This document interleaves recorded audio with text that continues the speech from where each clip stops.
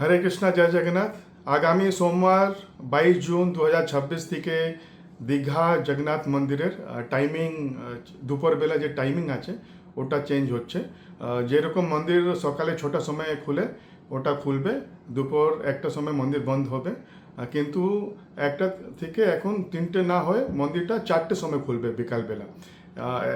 1টা থেকে 4টে পর্যন্ত মন্দির বন্ধ থাকবে, আবার 4টা থেকে রাত্রি 8টা পর্যন্ত যেরকম মন্দির খোলা থাকে ওই রকম খোলা থাকবে। এটা আমরা ডিসাইড করেছি কেন কি দুপুরবেলা অনেকবার আমাদের যে মেনটেনেন্সে কাজ হয়, যে ইলেকট্রিক্যাল এসি বন্ধ করতে হয়, তো ওটাই ফিডব্যাক পেয়ে এটা আমরা ডিসাইড করেছি। আর এটাও দেখা গেছে কি দুপুরবেলা 3টে থেকে 4টের সময় অনেক গরম থাকে, সেই জন্যে অনেক কম মানুষ আসে এই টাইম পিরিয়ডে। তো সেই জন্য আমরা ডিসাইড করেছি 1টা থেকে 4টে বন্ধ থাকবে।